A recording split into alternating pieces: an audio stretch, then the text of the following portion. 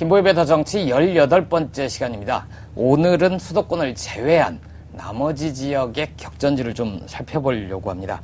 수도권과 함께 이번 총선에서 관심 지역으로 부상한 곳인데요. 새누리당의 독점 구도에 과연 균열이 생길지 관심이 쏠리고 있는 영남권으로 넘어가 보도록 하겠습니다. 대구부터 살펴볼까요? 인터넷에서는 딸의 미모 덕분에 국민장인이란 별명까지 얻었던 유승민 후보가 당선될지부터 좀 살펴봤으면 좋겠습니다. 네, 유승민 후보 공천 배제된 이후에 새누리당이 공천을 못했죠. 네. 물론 더불어민주당을 비롯해서 야권의 후보가 있긴 하지만 유승민 의원의 당선은 거의 기정사실화되어 있는 상태고요. 오히려 관심은 유승민의 당선보다는 유승민 의원이 자기 옆지역구인 유성걸 의원이라든지 국갑의 권은희 의원 또 넘어서 경남의 조혜진 의원 이런 식으로 그 무소속 연대의 돌풍을 얼마나 일으킬지 그게 이제 더 관심사라고 보여지겠죠. 무소속 연대라고 묶음을 하지는 않았는데 하진 않았는데 누구도 당선시켜 주시고 뭐 이렇게 얘기는 네, 했어요. 네. 사실상 무투표 당선에 가까운 거죠. 경쟁 후보들이. 그렇습니다. 그 지역은 이미 그 선거는 거의 결판이 났다고 봐도 괜찮을 것 같습니다. 그러면 격전지는 여기가 되겠네요. 수성갑 김문수 후보와 김부겸 후보. 김부겸 후보. 이 지역이 이번 총선에서 가장 관심거리죠. TK 정서를 좀 안다는 사람들은 막판에 김문수가 역전할 것이다. 이런 관측들을 하고 있는데요. 그런데 실제 여론조사를 해보면 김부겸 후보가 많이 이기는 걸로 이 흐름이 바뀌지 않는 걸로 나타나고 있습니다. 물론 결론은 뚜껑을 열어봐야 알 수 있지만 대구도 지난번 유승민 공천 파동 때문에 민심이 좀 많이 흔들렸구나. 뭐 이렇게 보는 것이 옳을 것 같고요. 두 가지 이유가 있다고 합니다. 김문수 후보가 생각보다 치고 나가지 못하는 이유. 첫째는 박근혜 대통령하고 사이가 안 좋은 사람이라는 걸 대구 유권자들이 알고 있다는 거죠. 그래서 여기서 뭐 김부겸이가 돼도 뭐 김문수는 떨어져도 좋다. 뭐 이런 심리가 좀 있다고 하고요. 또 호남에서 이정현 의원을 뽑아줬는데 대구에서 야당, 그것도 대구 사람인 경북골 나온 김부겸 의원 한 사람쯤 또 뽑아주는 것도 괜찮지 않느냐. 이런 여론이 젊은 층을 중심으로 아주 광범위하게 형성이 돼 있고요. 물론 이제 김문수 후보는 바늘구멍 하나로 댐이 무너진다. 대구에서 한 수억도 내주면 안 된다. 이런 얘기를 하고 있는데 오히려 그런 말이 대구의 어떤 젊은 층의 자존심을 더욱더 좀 건드렸다고 합니다. 그래서 점점 더 좀 김부겸 후보한테 좀 약간 유리해지는 지금 흐름은 그렇습니다. 대구 정세에 그런 게 있다 그래요. 유승민과 김부겸 두 사람을 놓고 둘 다 대통령 후보로 키워보자. 네. 그 전에 말하자면 대구가 박근혜 대통령, 또 그 이전에는 박정희 대통령. 이렇게 쭉 키워오지 않았습니까? 오히려 또 조선시대까지 따지면 오랜 그 권력을 만들어내는, 창출해낸 그런 본거지다. 이런 정서가 있는 곳인데, 그게 뭐 진보가 되든 또는 보수가 되든, 그게 중요한 게 아니고, 양쪽에 다 대통령 후보를 만들어낼 수 있는. 포트폴리오를 아주 잘 짜는 거네요. 그렇죠. 그게 이제 대구의 정서, 또 특히 이제 경북고의 정서, 그런 게 좀 있다고 합니다. 진정성의 경쟁에서 김문수 후보가 좀 밀리는 측면도 있다고 알려져 있습니다. 경기지사를 했는데 왜 갑자기 대구에 내려와서 국회의원을 하겠다는 건지, 그것도 고등학교 후배, 같은 운동권 출신 후배인 김부겸을 왜 꼭 꺾으려는 것인지, 이런 부분에 대한 설명을 좀 잘 내놓지 못하고 있다. 뭐 이런 전언들이 좀 있습니다. 김부겸 캠프에서는 상당히 승리를 좀 낙관하고 있습니다. 그게 군포에 있다가 내려가지 않았습니까? 그런데 군포에서도 만만치 않은 조직이었는데 대구 수성에 내려와 보니 내려와서 만들어진 조직, 갈고 닦은 조직이 그때보다 군포보다 훨씬 좋다. 언제나 한번 그 조직책들을 한번 다 불러 모은 적이 있었답니다. 그런데 그날 비가 왔는데 그 조직책들이, 대구의 그 조직책들이 타고 온 승용차를, 비가 오니까 다들 승용차를 몰고 가는데 그 승용차들이 다 중형이고 그리고 입고 있는 그 입성이 군포와 비교해서 훨씬 이쪽이 대구 수성이 좋더라. 그러면서 이제 그 조직적인 기반, 이게 탄탄하게 갖춰져 있다. 이렇게 좀 자신을 하고 있습니다. 부산도 몇몇 곳에서는 조심스럽게 더민주의 당선 가능성이 점쳐지는 곳이에요. 김영춘 후보가 나선 부산 진갑은 어떤가요? 일단 그 부산 전체 분위기를 간단히 전해드리고 얘기하는 게 좋을 것 같은데요. 김무성 대표가 부산 경남 쪽에서 약간 좀 걱정을 많이 하고 있습니다. 이번 선거에서 이제 이기는 건 물론인데 부산 경남에서 몇 군데 내주게 되면 본인의 이제 대선 주자로서의 입지가 흔들릴 수 있다. 이런 걱정을 하고 있고요. 실제로 부산에서 약간 분위기가 이 시간 현재 심상치 않은 거는 사실이라고 합니다. 그런데 또 부산의 특성은 야당 후보들한테 49%까지는 허용을 해도 51%를 주지는 않는다. 이제 역대 선거 결과가 그렇게 나왔기 때문에 이번에도 이제 뚜껑을 열어봐야 알 수 있을 것 같고요.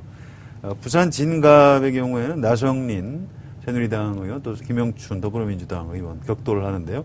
나성린 의원은 원래 한양대 교수 출신 경제학자입니다. 18대 박세일 사단 일원으로 비례대표로 들어왔다가 19대 이 지역이 이제 지역구로 내려와서 3파전이 되는 바람에 아주 운 좋게 지역구 국회의원이 됐죠. 이번에 당선되면 이제 3선 의원이 되는 거고요. 새누리당이 어떤 보수 경제학자라고 보시면 될 것 같습니다. 김영춘 의원이 아주 특이한 사람이죠. 2000년에 서울의 광진갑에서 한나라당 후보로 당선이 됐고요. 그런데 노무현 대통령이 당선되니까 독수리 오영재 일원으로 열린우리당 쪽으로 넘어와서 창당에 참여했습니다. 2004년에 열린우리당 후보로 광진갑에서 당선이 돼서 국회의원 2번을 했고요. 19대 부산 진갑으로 내려왔는데 낙선을 했습니다. 이번에 이 부산 지역에서 과거에 노무현 대통령처럼 지역 감정을 돌파하고 야당 의원으로서 당선이 될 수 있을지 이 부분이 관전 포인트인 것 같습니다. 문재인 전 대표 지역구였던 곳 사상. 여기는 여권 후보가 좀 갈라졌어요? 네, 그렇습니다. 더불어민주당에서는 문재인 대표의 지역구를 물려받은 배재정 의원. 그리고 새누리당에서는 이른바 박근혜 키즈라고 불리는 손수조. 그리고 무소속의 장제원 후보 이렇게 나와 있죠. 그런데 무소속의 장제원 후보가 지금 강세입니다. 18대 때 국회의원을 하셨죠. 옛 신익계 출신입니다. 그리고 이 지역의 학원, 대학, 이쪽 재벌가의 둘째 아들인데요. 그래서 지역적 연고와 기반은 가지고 있다라고 할 수 있지만 그래도 상대적으로 여론조사가 잘 나오는 건 저는 이 PK 지역에서 박근혜 대통령에 대한 좀 반감 이런 게 어느 정도 투영되어 있는 게 아닌가. 손수조 후보가 지금 약체를 보이고 있는 걸 좀 보면서 말하자면 손수조 후보에 대해서 조금 떨어진 민심이 그렇다고 배재정한테 바로 가기는 어렵고 지금 무소속으로 나와 있는 장제원 후보에게 지금 가 있는 게 아닌가. 지난번에 이제 문재인 의원이 이 지역에서 당선이 됐었는데요. 이번에 다시 손수조 후보를 여기 공천하는 걸 보고 부산 사람들이 약간 좀 화가 났다고 합니다. 손수조 후보도 물론 뭐 여러 가지 장래성이 있는 정치인인데 나이가 85년생이니까 31세죠.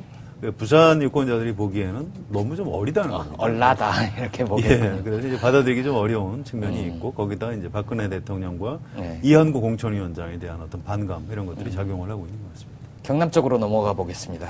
두 군데를 좀 집중적으로 살펴볼 텐데요. 선화장사 출신의 이만기, 노무현의 마지막 비서관 김경수, 대결이 뜨거운 김해을부터 살펴보겠습니다. 여론조사는 대체로 김경수 후보가 앞서 오는 것으로 나타나는데요. 김경수 후보 본인이 한번 그런 표현을 하더라고요. 이 지역은 뚜껑 열어봐야 알 수 있습니다.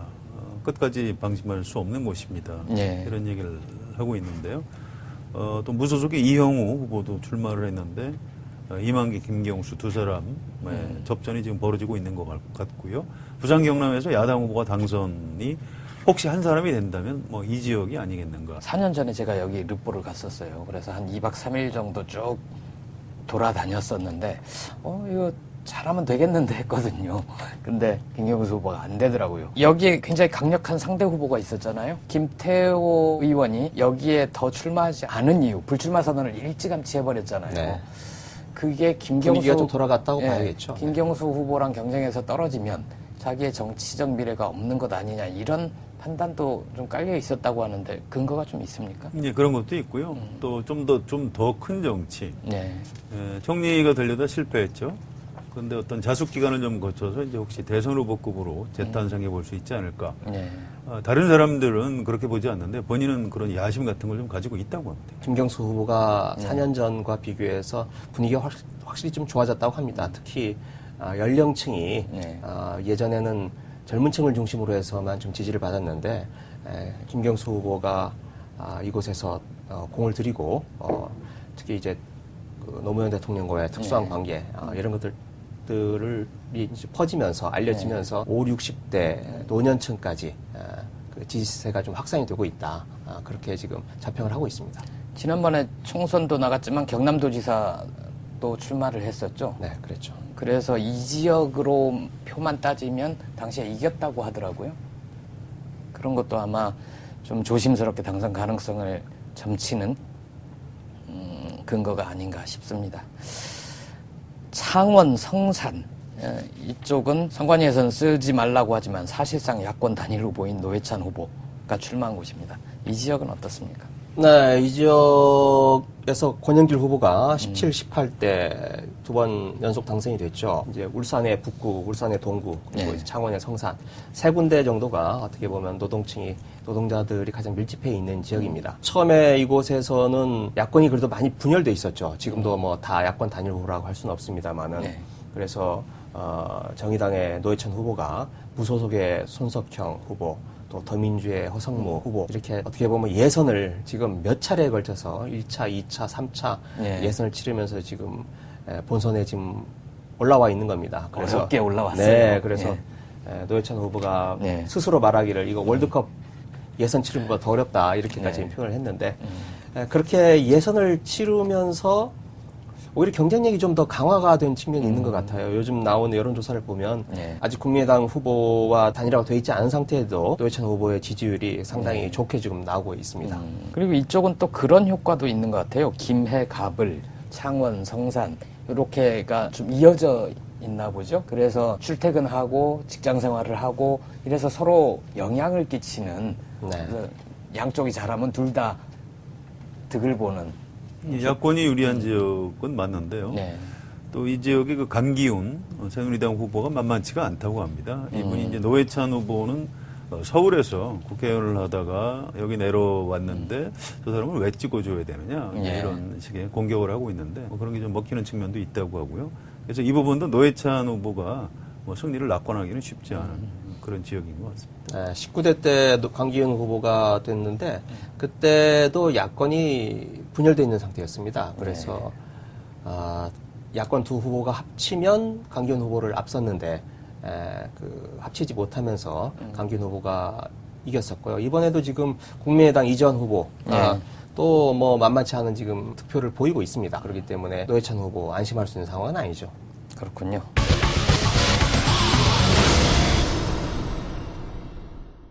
자, 이제 더 민주화, 국민의당이 경쟁이 치열한 호남으로 좀 넘어가 볼까 합니다. 광주부터 살펴볼까요? 광산 을이 뜨겁지요? 예, 이용섭 의원이 워낙 정치적으로 좀 거물이고요. 광주에서 국민의당 바람이 불면서 권은희 후보가 상당히 추격을 하는데 성공을 한 이런 상황이라고 하고요. 만약에 여기서 더불어민주당이 지면 잘못하면 광주 의석을 다 국민의당에 내줄 수도 있다. 광주 8석이 몽땅 국민의당으로. 그런 이제 걱정을 할 정도인데요.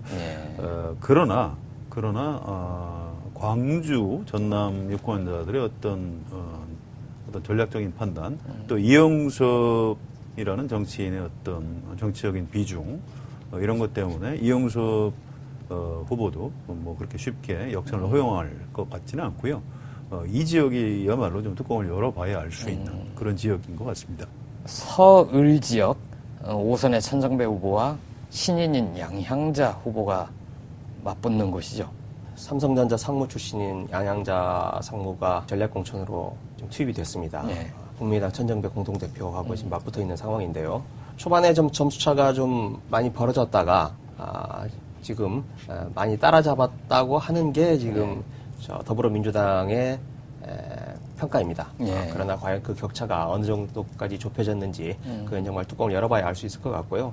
문제는 이제 천정배 의원이 당선이 됐을 경우에 전체 야권 재편에서 천정배 의원의 역할이 어떻게 갈 것인지 네. 그게 오히려 더 좀 관심사가 아닌가 싶습니다. 천정배 의원이 이곳에서 본인이 전략공천을 받았죠. 네.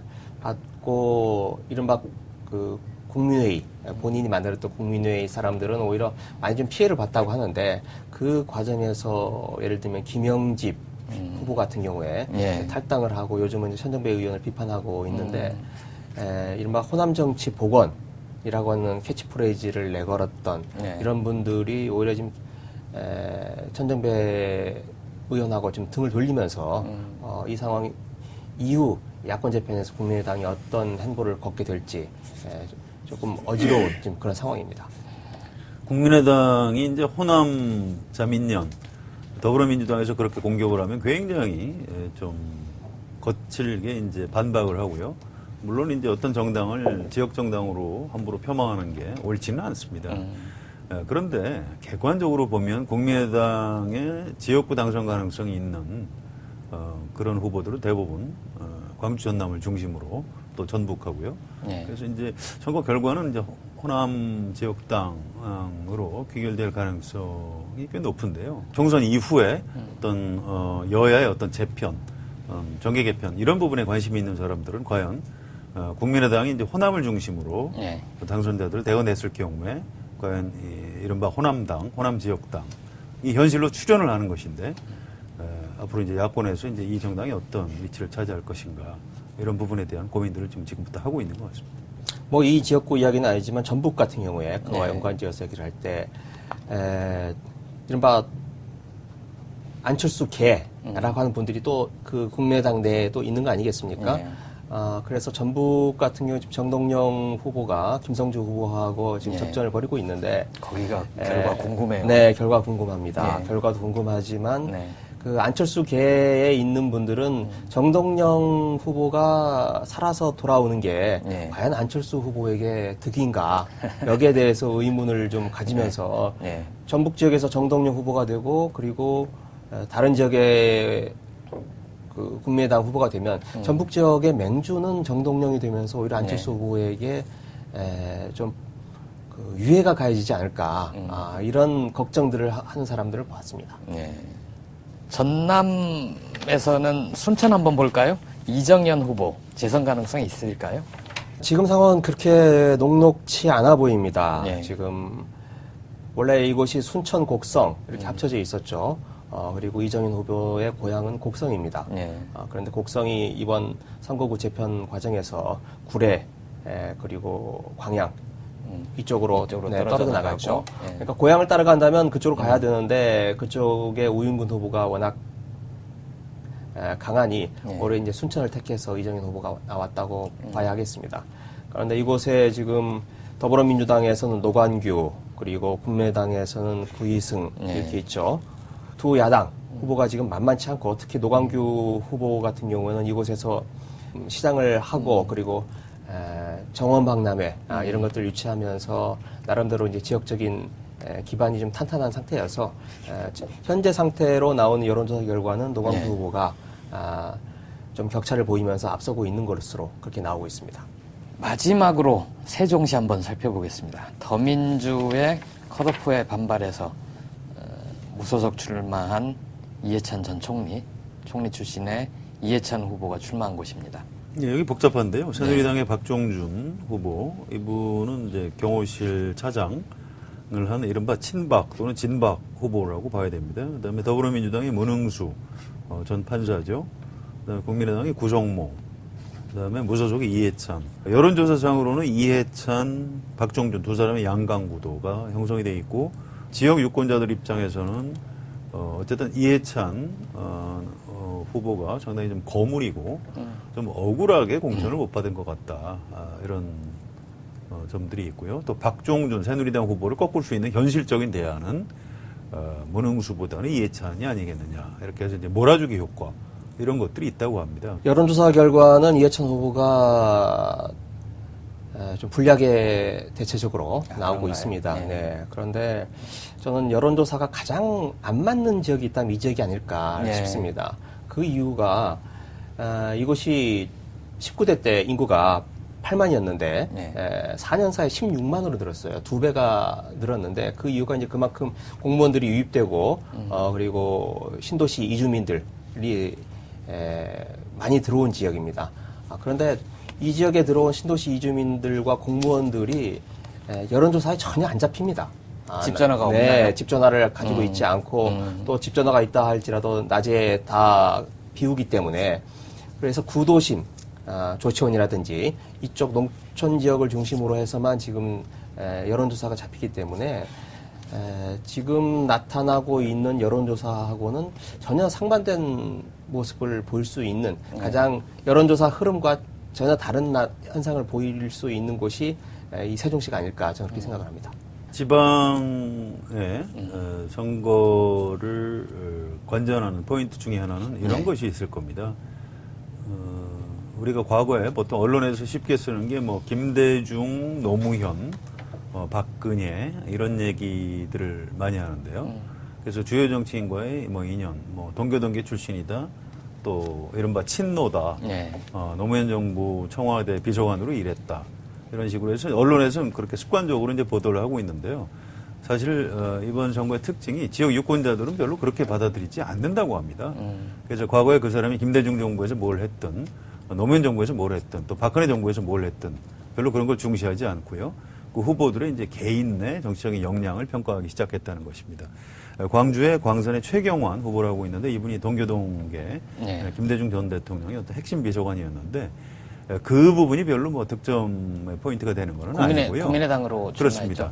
오히려 국민의당 후보이기 때문에 이번에 당선 가능성이 높다 이렇게 봐야 되고요. 또 김해 아까 김경수 후보 얘기했는데 이분도 노무현 대통령의 뭐 비서관 이거보다도 김경수라는 사람이 참 겸손하고 부지런한 정치인이다 이런 평가 때문에 지금 좀 많이 올라오고 있다고 하고요.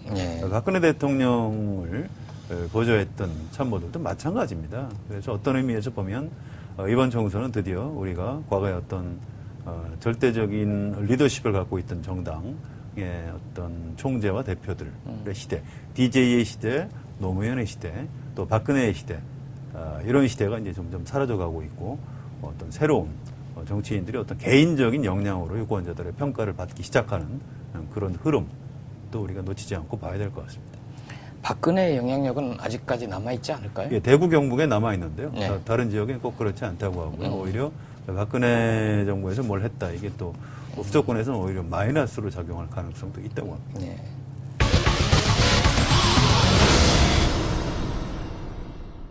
지난 시간처럼 비수도권 지역 또 총평을 좀 해볼까요? 비수도권이라고 해서 하나로 볼 수가 없죠. 네, 볼 수는 없을 것 같고요. 그 중에서 저는 이제 광주 전남의 선택을 좀 주의 깊게 보고 있습니다. 그 이유가 단지 이번 선거의 결과 뿐만이 아니라 이후 대선 어떻게 보면 이 야권이 어떤 식으로 지형이 바뀌느냐라고 선택하는 데 있어서 광주의 선택이 결정적으로 영향을 미칠 거기 때문에 이제 그 선택 주의 깊게 지켜봐야 할 것 같습니다. 저는 부산 경남 얘기를 좀 하고 싶은데요. 원래 부산 경남이 1990년 3당 합당 이전에는 김영삼 전 대통령을 중심으로 해서 어떤 우리나라의 어떤 야도의 중심지였다고 볼 수 있을 겁니다. 그래서 이념 노선으로 치면 합리적인 보수, 개혁적 보수 이런 성향을 가진 지역이었는데요. 3당 합당 이후에 완전히 보수화됐죠. 그런데 사실은 이제 좀 독립할 때가 된 것 같습니다. 그래서 부산 경남을 중심으로 새로운 흐름이 좀 출현을 해서 우리나라 이른바 보수 기득권의 압도적 우위의 정치에서 좀 새롭게 진화되는 그런 정치 지형으로 나가는 변화의 계기가 이번 총선에서 좀 마련됐으면 좋겠다 이런 생각입니다. 예, 지난 시간에 이어서 오늘은 영남, 호남, 충청의 격전지를 살펴봤는데요. 저희의 그 분석이 시청자 여러분들의 이 판세를 보는 데에 조금이라도 도움이 됐기를 바라고요. 김보엽에서 정치 18회 마치겠습니다. 고맙습니다.